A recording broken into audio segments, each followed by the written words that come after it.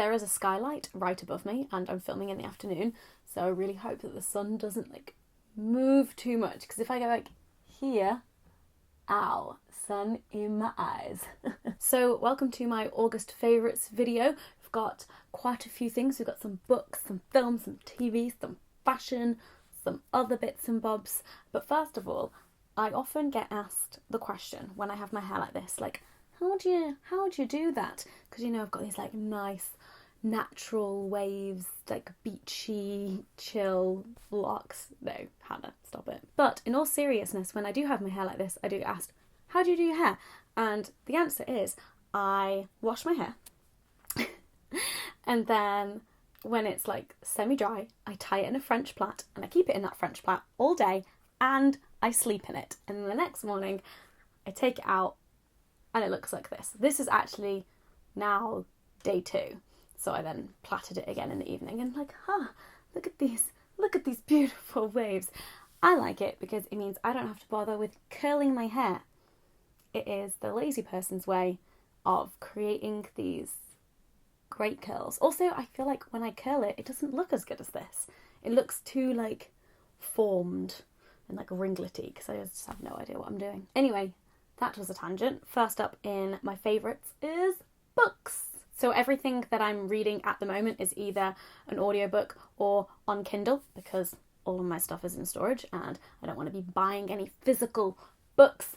But I also am in a bit of a reading slump right now. Like, I did read 2 books in August, but after I finished those 2 books, I'm just kind of like, I've not really got my teeth stuck into anything yet. I don't know. I need some recommendations for some like easy, less than 400 pages fiction. But I also like miss reading physical books, so I'm also in my head like waiting to move so I can start reading physical books again. I don't know. Anyway, one of the books that I absolutely loved in August was The Miseducation of Cameron Post. Now this is being made into a movie, which is out very soon. May even already be out, I'm not sure. So the book is set in the 90s in Montana, I think, and it starts with young Cameron Post, about 12 years old, I think, and she kisses a girl that she's been friends with for years, and her parents tragically die in a car crash that same day. And Cameron has 2 thoughts. One, she's kind of glad that she'll never have to tell her parents that she kissed a girl, and 2, she thinks that she's to blame because she's sinned.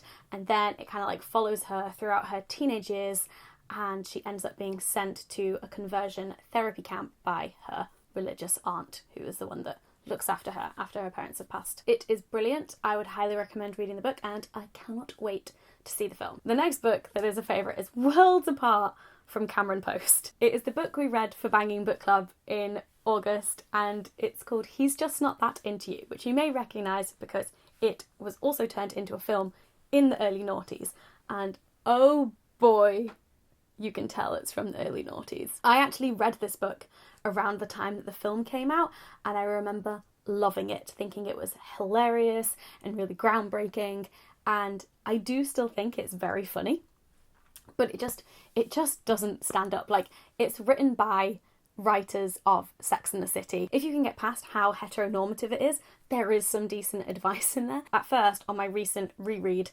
I was like 10-20 pages in and I thought, I can't do this, just because of the like horrific stereotyping and gender roles, just like telling women to like never make the first move and never call a guy or never ask a guy out and things like that.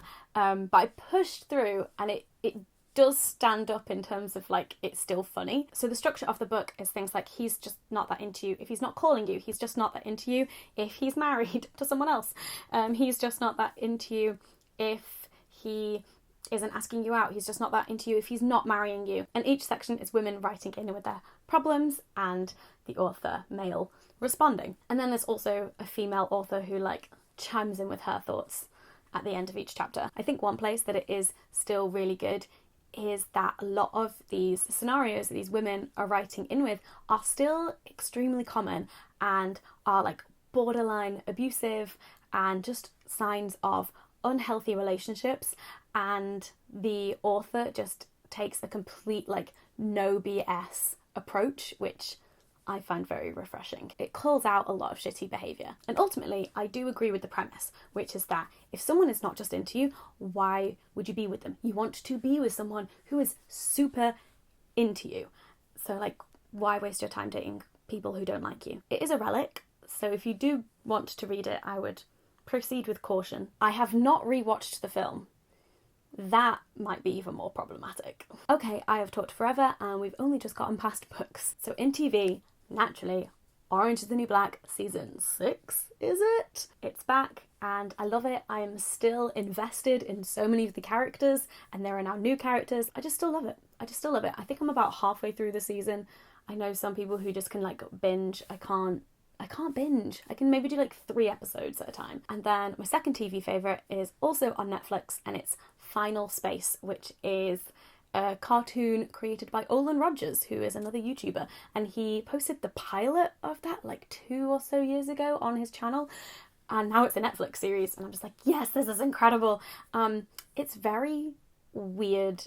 I feel like if you like things like Adventure Time and Rick and Morty, you would like this. It's just weird, but also I'm just very proud that someone from the YouTube community created this thing and it's on Netflix, and I'm just like, yes. Oh, also David Tennant does one of the voices in it, so that is pretty cool. Next up, we've got some films. I actually went to the cinema. I went to see Incredibles 2 and I loved it. I love Elastigirl. The first Incredibles is very dear to my heart, so I was worried, but I think I'm pretty much in agreement with the rest of the world that it was great.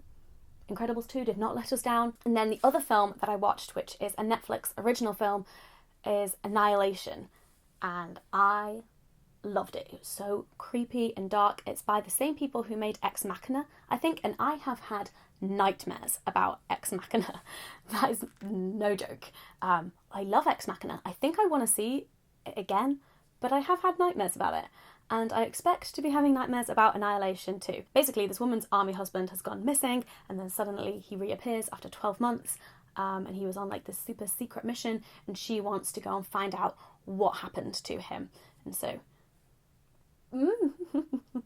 in August, it was Summer in the City, which is this big YouTube convention that happens in London, and I've been for the last, 6 or 7 years, I think, and it was absolutely amazing. I did a whole bunch of panels, and then in the spare time I had, I was just at my merch stand meeting loads of you guys, and it was so lovely to actually be able to have conversations with you and see all your faces. If you weren't at Summer in the City, my merch is now available online if you would like to get some. This t-shirt is one of them.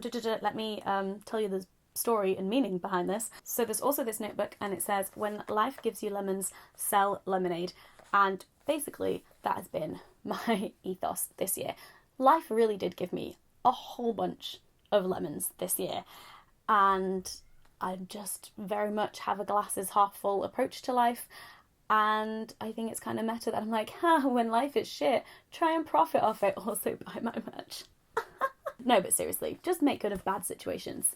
Silver linings and all of that. So this is a lemon with dollar bills for leaves. I am in love with this design. It was done by Pearl Thompson, and I'll leave her links in the description so you can check out more of her work. Yeah, the notebook is lined on the inside, and the t-shirt is unisex, and I am 5 foot, so I'm very small, and I wear an extra small. And then the other things that are now available that we had at SitC, which is kind of strange, are prints of the Linda Blacker photos. So there's me in my underwear, and there is also me in my underwear. I love that these exist, and they are just such gorgeous photos. I know it's me in them, but they're gorgeous photos. But it was very strange because I was signing pictures of me in my underwear at Summer in the City, just this is weird, but I'm okay with it. I currently have mine rolled up, but they will be going up in my new bedroom very soon. And also, Summer in the City have an awards ceremony, and I am so grateful. I won the Community Spirit Award. So thank you all. I feel like this belongs to all of us, even though I physically have it. But it's the Community Spirit Award, so it's our community. When Tom Burns was announcing the winner, he was just like, this person has had a year. And I was like, oh, it's me. I've had a year. That's me. Thank you all for nominating me for that and for being part of my community. And thanks to SitC as well. I love this. now onto some fashion items, and I feel like in the last few favourites videos I have been showing you lots of items that I've bought new and I have affiliate links for, but not today, because I very much believe in like secondhand, charity shop, all of that jazz. But you know, sometimes you need new clothes. So I was back home in Manchester recently and my sister was throwing out a bunch of clothes from her wardrobe, and I was just like, let me look in there first. So I got a few hand-me-downs from my little sister. First of all, it's this like corduroy dungaree dress.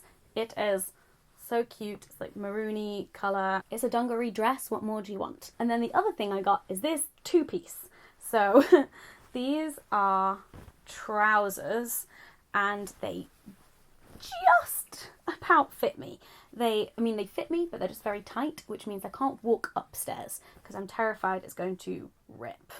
Ooh. Yeah, danger zone in the bum area right there. And then this like matching crop top, which has these, and you just like tie them Britney Spears style at the front. So there you go. Those are my August favourites. I hope you enjoyed this video. Please do give it a thumbs up if you enjoyed it, and let me know some of the things that you have been enjoying this month, and if you have any recommendations, let me know. And don't forget to subscribe because I make new videos every week. Bye!